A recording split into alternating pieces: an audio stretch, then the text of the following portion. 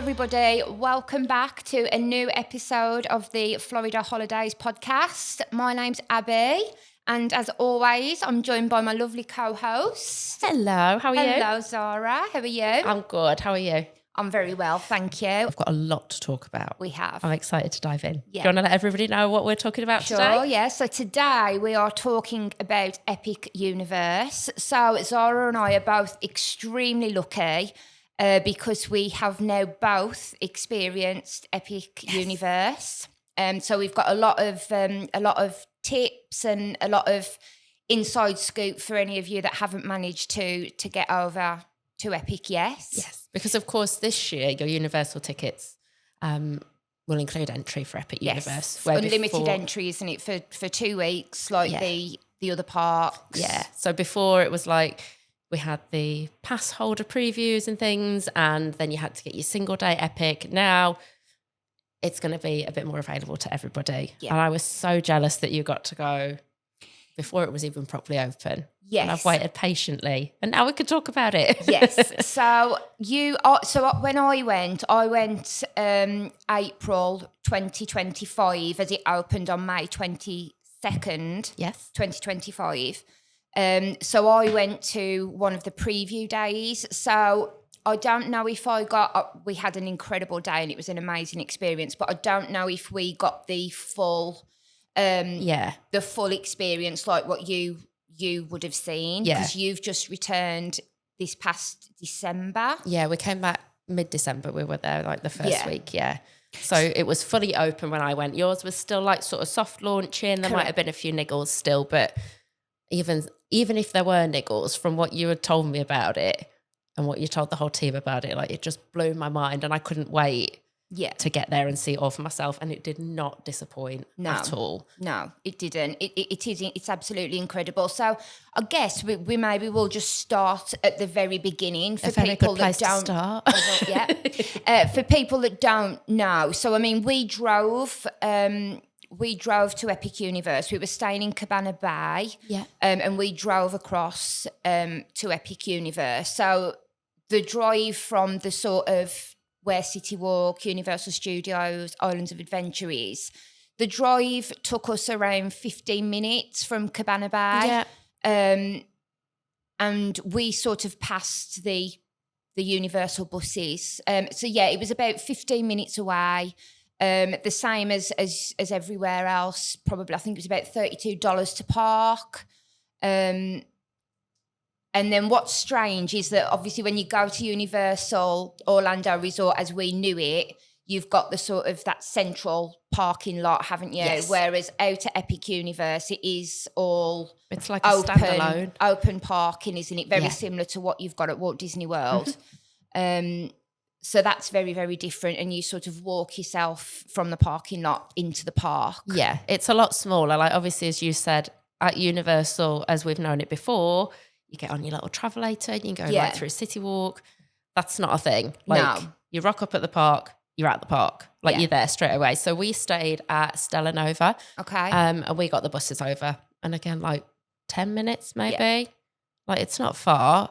I think prior to going, I'd been told it wasn't very far, but it's very difficult to imagine when you're so used to everything at Universal being in one place, and then you're told there's this other park now that's a little bit removed. You don't quite know how it's all going to work, but it's so easy. It's so close. Yeah. And like you say, it's super simple. You get out your car and you're just there. Yeah.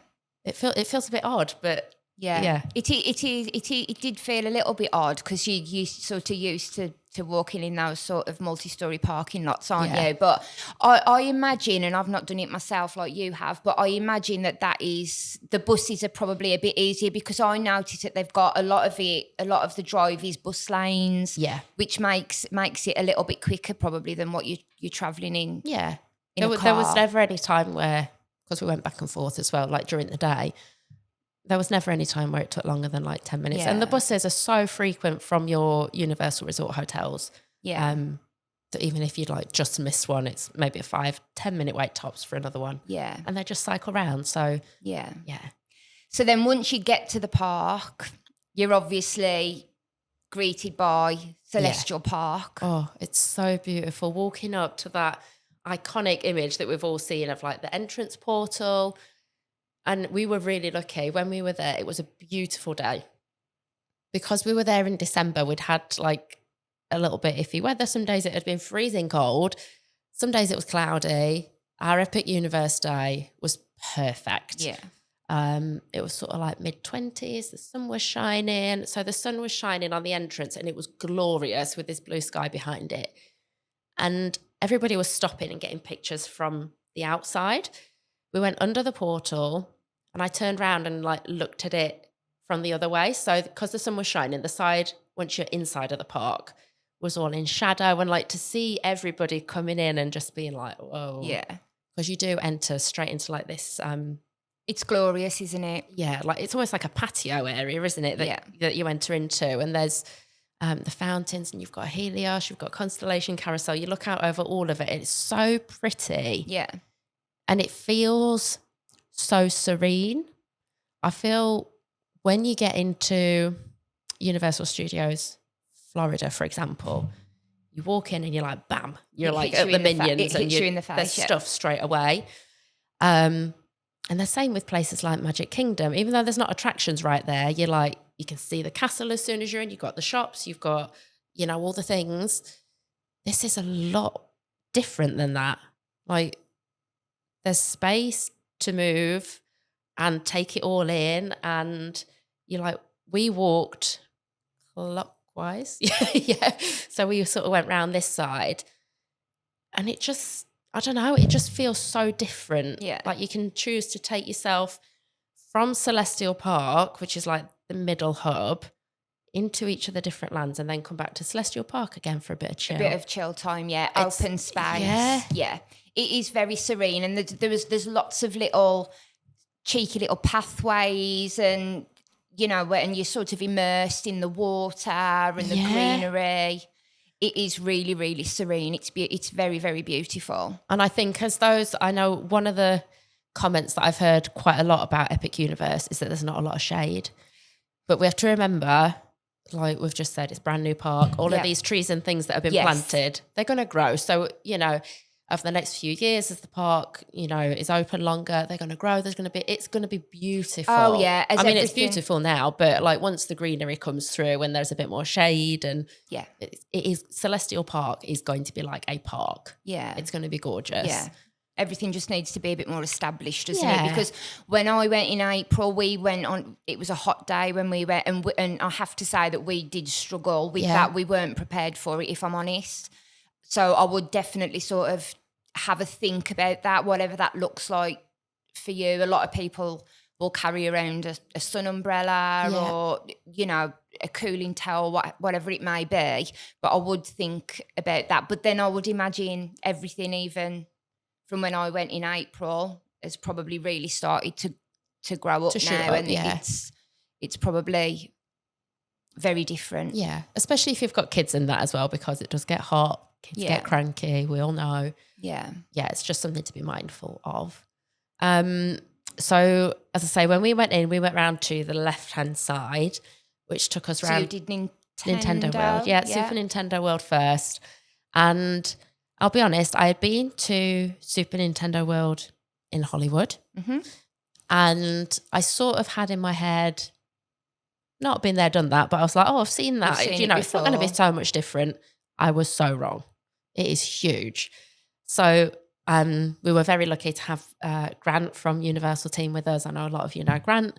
So I sort of mentioned this to him and said, gosh, I thought it was going to be the same as Hollywood. And he was like, no, Orlando is 3 times bigger than the Super Nintendo World at Hollywood. And it is just madness. You cannot see anything of the outside world once you're inside of that Super Nintendo portal. I loved the portal. It's just like you're in it. Yeah, I loved that portal in particular. Yeah. Because you go up. I don't want to give anyone any spoilers. I know it's hard. But it's that portal is a particularly good one, isn't it? It is, yes. And then you come out of the portal and all of a sudden you're absolutely immersed in Nintendo. I mean, it's very, some people might find it overwhelming. Yeah. It's very busy. On the day I was there, it was very busy. Obviously, everybody's using their power-up bands. So it is very intense. I think some people will probably find the atmosphere a little bit intense. So you might just want to be aware of that. Yeah. And I wonder if actually with it being sort of that, if you go around to the left there, that first land that you come to, if you think you might find it a bit overwhelming, go somewhere else first and then perhaps come back to Super Nintendo World later in the day. Yeah. Where I feel like it's a natural place for people to go first. So it might be a place where people naturally sort of congregate. But we did Mario Kart, Bowser's Challenge. Right. Yeah. And again, I'd done that in Hollywood. When we went with our little group, came first. I did not come first this time. But yeah, so if you have done that one in Hollywood, it is the same attraction, but it was so nice to do it with a completely different. We had such a huge group of people with us. It was very competitive. But it was a lot of fun. I am not somebody who likes like the 3D, 4D rides an awful lot. So prior to going on this, I was a little bit wary. But I think because you're wearing the headset, it's really hard to try and describe. Have you done this or not? No. It's really tricky to describe. So you like put this headset on and you've got glasses and that you sort of turn your head to move your vehicle and where you're firing towards. And it didn't make me motion sick at all. Yeah. So if you're somebody that suffers with motion sickness, I found that all right. I sometimes can get a bit squiffy on rides, but I found that all right. And it's a lot of fun. It is just like being in a Mario Kart game. And we always say if there's going to be divorce in our house, it will be over Mario Kart for sure. Oh, no. So when Alex and I go in May, I wonder how we'll get on. Maybe we'll be divorced. Oh, crikey, I'll never hear the end of it if he beats me. Oh. He's such a bad winner. So after that, we did do Minecart Madness. Yeah. Have you done that one? Yes. Yes. What did you think? I loved it. Yeah. I absolutely loved it. It was just bags of fun. Wasn't overly intense. No. It was just loads of fun. It's something that everybody can do. Yes, definitely. So this is, I don't want to call it a big coaster. It's like a small coaster. But it's not a children's coaster. No, it's very much in the middle, isn't it? It is, yeah. And it's like the way that it's been built makes it look like you're jumping the tracks like you would on a video game. And I think that makes it a lot of fun, especially for the kids as well that go on it. I can imagine that would just blow their mind of like thinking, oh my gosh, we're really jumping the tracks and things.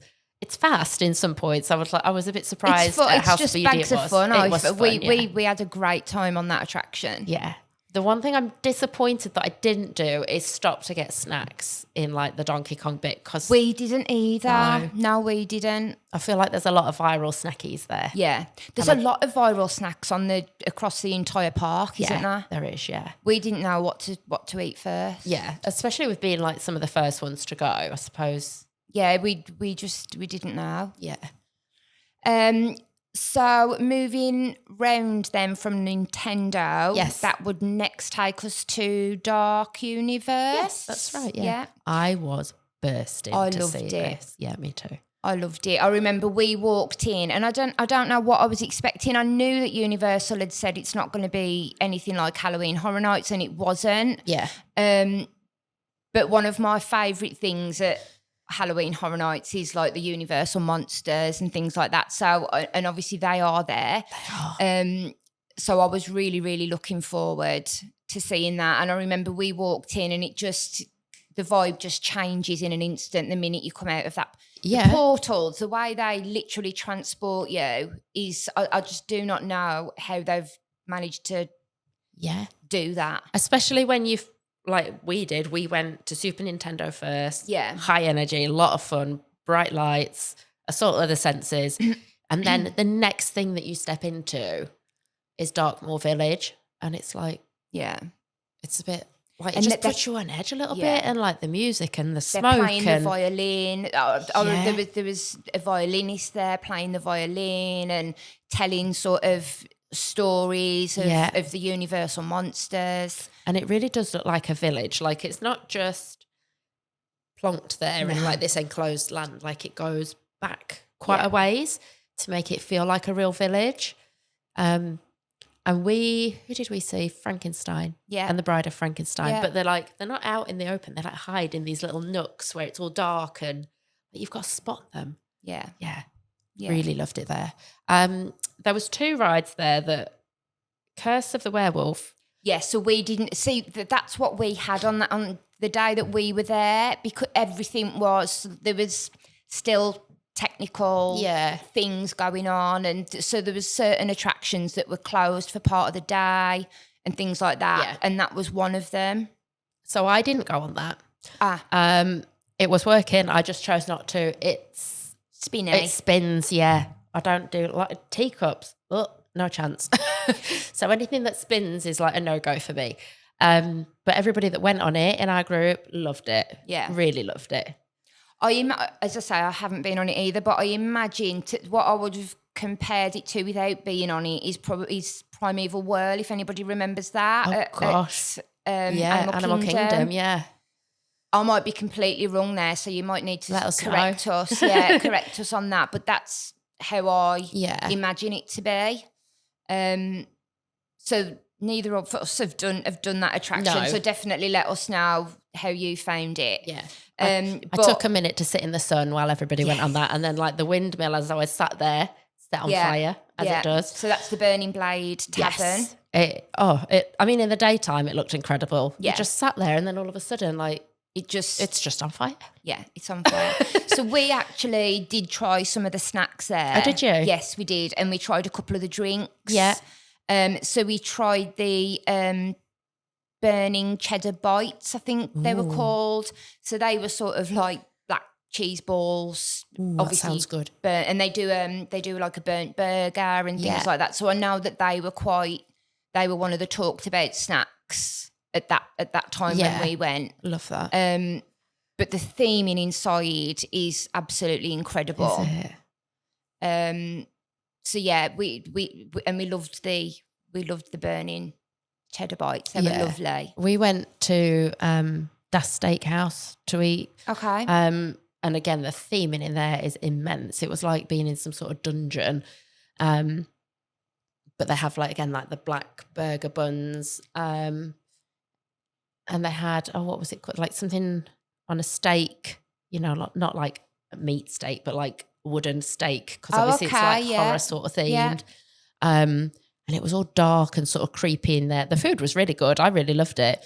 But yeah, we never got to try any of the viral stuff in there either. But we also did Monsters Unchained. Have you done that? Please tell me you did that. Yes, we've done that. Yes, we are. Loved it. Absolutely incredible. It blows your mind, doesn't it? It does. So the way that it was described to us before we went on, because Grant, again, from Universal, was really good. Before we went on an attraction, he would try and give us a bit of a lowdown of what it was similar to. Yeah. So we knew, I don't like X rides, so it's similar to that. I'm not going to go on it. So the way he sort of described this was like the ride vehicle is a bit like Forbidden Journey, where you sit in a row and it sort of is on an arm. And again, Forbidden Journey is not one of my faves, like with the 3D effect. I love the ride itself, but just that 3D effect, as I get older, it's a no-go. But this, again, is very different. Yeah. It's less of the 3D effect and more like actual animatronics and things, isn't it? And the animatronics, wow. They're unreal. I know, yeah. And that little fella, I don't know what his name is, who like talks you through in the beginning of what I don't know. I don't know his name. I don't know his name. No, but he's creepy. He's creepy but amazing all at the same time. But he talks you through like what to expect, and like the story behind it is fantastic. Yeah. And yeah, the animatronics. It's hard because, like you said, I don't want to give too much away.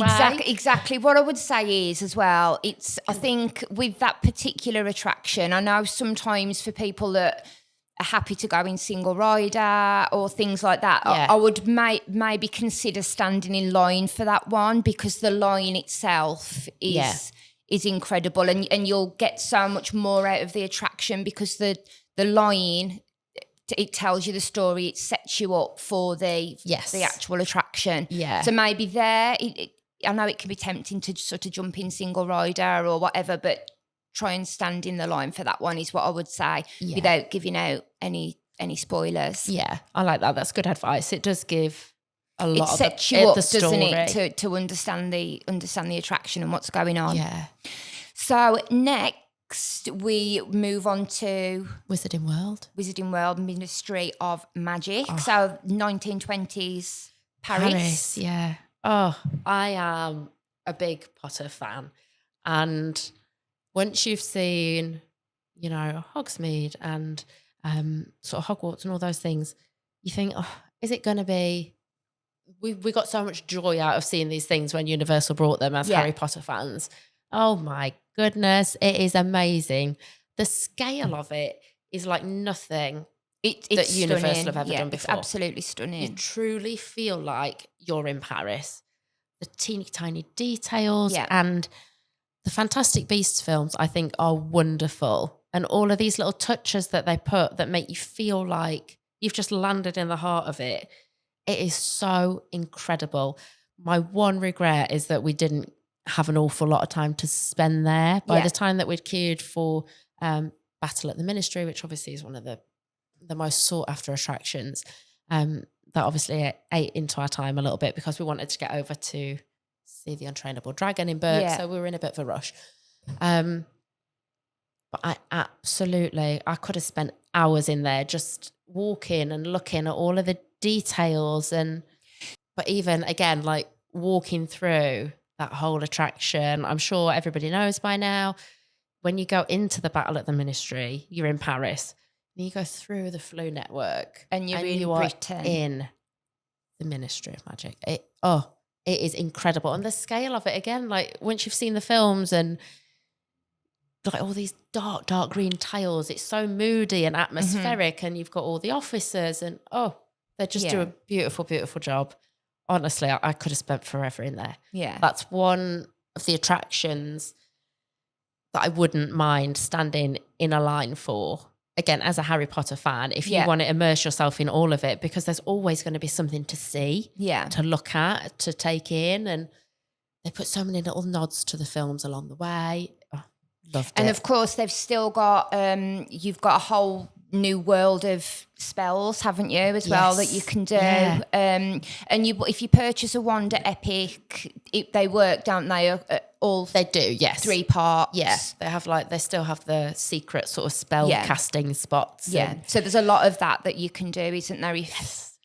And we ate there as well. Oh, did you? Yeah, it seems like we did a lot of eating on that day. So we, I'm not even going to try and pronounce it. Go on. I'm not going to. I'm just going to say the Cafe Serene, and I'm going to miss out the middle bit. I don't know.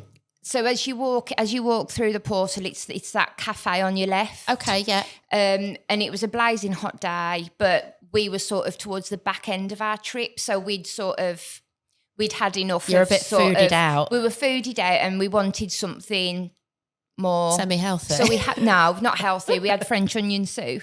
Oh, nice. But it was just something. Lighter. It was just something a bit different. Yeah. But it was absolutely stunning.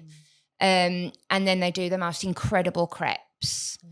So we ate there, and that was lovely. It was stunning. Yeah, it was stunning. The one thing the restaurant as well. It's like it was beautiful. The theming. It was like you were in Paris.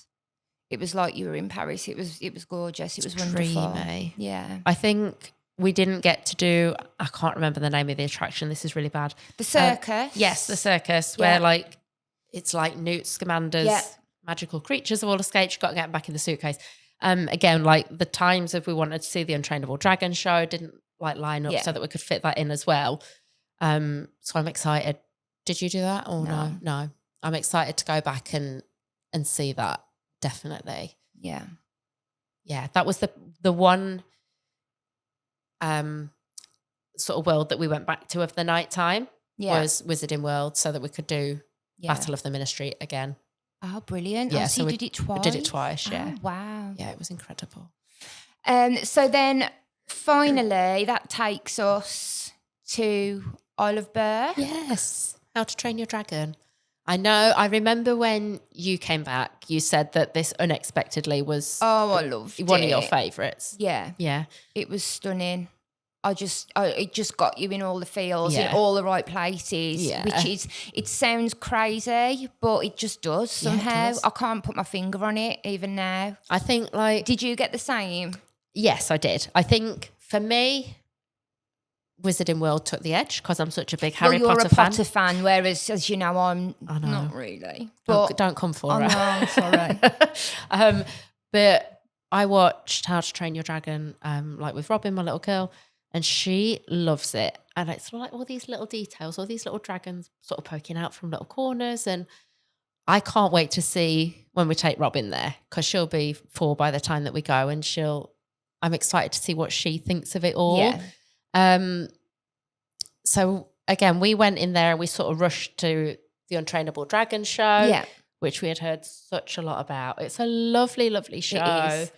Like the quality of it, and not the scale like in the size of the theatre, because it's a pretty normal size theatre, but what they do with the space that they have is incredible. There's so many surprises, isn't there, and twists and turns, and it's a really, really good show. It's definitely something that you need to put towards the top of your list. Yeah, 100%. For sure. Yeah. Did you do any of the rides in Isle of Berk? Yes, and it's gone from my head. What's it called? Wing gliders? The wing gliders, that's right. Yeah. What did you think? Yeah, absolutely thought it was fabulous. Really good. It Really was good. probably a bit more, what's the word? I can't think what the word is. Like a bit more of a thrill ride than I thought it might have been. Yeah. I don't know. You wouldn't call it a thrill ride, but it wasn't like... Yeah, it's hard to put your finger on how to describe it. Maybe a bit more like fast-paced and... Yeah. Than I thought it might have been, but it was really good. It's not really for toddlers, is it? Or, no. But it's definitely worth it. I mean, it was a long wait, but it was worth it, I thought. Yeah. But I loved that entire land anyway, so I could have spent a long time in there. Yeah. I wanted to do the water. Yeah. Right, I can't remember the name of that one either. But we didn't have time, but that one looked really cute. I love a little water ride that I don't have to get soaked on. Yeah. So yeah, on a nice hot day, maybe do that first. Go round to Isle of Berk, How to Train Your Dragon, get your little water ride out the way, then go to Super Nintendo World once the initial like crowds have passed through a little bit. And you can't miss the character interactions either. Yeah. They're so sweet. We're toothless. Yeah. Yeah. They're adorable. I know when some of our colleagues went, I think just after you, they were on a fam trip and they got to meet Toothless. Yeah. We were on a real time crunch on our day because the park closed at 6. It was still obviously very short hours. Yeah. So I think the park was only open something like 11 till 6. So we need to go back because we couldn't see it of an evening. And that for me is when it comes to life. Oh my goodness. Everybody kept saying, wait until after dark, wait until after dark. Yeah. It was so beautiful. There's lights everywhere. And I don't just mean like big old spotlights and things. Diddly little tiny lights, beautiful coloured lights. The attractions change. There's like the lighting effects on the portals change. They've got the fountain show of the evening with music and oh my goodness, it's so beautiful. And it is such a different vibe than anything else at Universal. So you sit on the lawn grass out, you've got Helios in the background, you sit on the lawn grass, you've got the fountain show, you've got music, dark. There's music everywhere, isn't there? Yes. Yeah. In Epic, there's live music, live performances everywhere. That really stood out to me, actually. Yeah. And then we haven't spoken about Stardust Racer. No, we haven't. I did not do that. I did that. Did you? Loved it. Did you? Absolutely loved it, yeah. It's a close second to Velocicoaster for me. Yes. See, I do Velocicoaster, but this was put to me of like maybe a bit more intense than Velocicoaster. I think getting pretty tired by the time we got to our Epic Universe day. And I thought, if I go on something, is it gonna? It was early in the day, and I thought I don't want to go on Stardust races early and like make myself feel unwell for the rest of the day, because I really wanted to enjoy it. So I think that's why I didn't do it. Yeah. But yeah, those that went on it. Yeah, it's incredible. Quite it's intense. Very close second to Velocicoaster, because nothing, I don't think yet will ever beat that for me. No. But yeah. So you definitely try Stardust Race. If you're a Velocicoaster fan, definitely give that one a go, and then you can compare the two. And then I think we probably need to sort of think about wrapping it up now, Zara. But I didn't, again, because the park shut at 6 o'clock when I was there. Yeah. So I know you've talked about the fountains and everything like that. Yeah. Is there anything else that goes on in the evening? I mean, once it sort of goes dark. Yeah, so I would have loved to have gotten back to Dark Universe, and again seeing like the windmill, and the things in the dark. Time constraints, didn't manage it. I would have loved to have seen that in the evening. Super Nintendo World of the evening was absolutely bonkers. Like in the daytime, it's bright. In the nighttime, when they've got all the bright lights on, and it was incredible. But after the park closes, if you can get a reservation at Bar Helios, so you can sit and either watch the fountain show like on the lawn grass, or you can get a reservation at Bar Helios and watch. That's a good tip. Like from up high, so you can see the whole park spread out in front of you. That's a really good tip. And Constellation Carousel, really quick, we didn't touch on that either, but at the nighttime, that is lit up so beautifully. Yeah. But the evening was when I took the time to look around the shops that are like around the edge of Celestial Park, just as you get into it. Yeah. Me and my best friend, she came to meet me actually, and we got a fancy box of chocolates. Walked back to the car and just like sat and enjoyed. Like the park closed at like, I think it was 10. Got a fancy box of chocolates on our way out and sat, and we were back in the car in like 2 minutes and just sat chatting. Yeah. So that's how quick and easy it is to get in and out, but just a dream. Yeah. And I think everybody who gets the chance to go this year now with that entrance included in their tickets, definitely go more than once. I was just going to say that exact same thing. Don't try and fit it all in. Like, take your time and like don't rush through. Yeah. Do some in the day, do some in the night, see it all from, different points of view. But now that I've thought on it, I would not go to Super Nintendo World first. We did do it the other way. We did do Isle of Berk first. Yeah, we did. Okay. We did do that first. Yeah. I think that's going to be I'm going to try it out when we go. Yeah. That'll be my little hack to myself. Don't go to Super Nintendo World first. Yeah. Yeah. And I think absolutely go more than once, go a few times, take it all in. Yeah. I mean, we've obviously talked for a long time on this podcast today, and we've I think we've only scratched the surface, haven't we? Yeah. So obviously a lot of you guys will be going to Epic, so we really would love to hear your thoughts on it. Hopefully we will get to go again this year. Crossed, yeah. I'm excited. Yeah. So I'm going to take my family. It'll be Robin's first time in Orlando, 4 years old. So I'm excited for her to see Isle of Berk in particular and Super Nintendo World. We're going to wrap up for just now. Like you say, we could go on for a very long time about this. But thank you for joining us once again on the Florida Holidays podcast. We are on YouTube, Spotify, we're on all your socials, Apple Podcasts, Amazon Music. And we'll catch you another time with a new episode. Bye. Bye.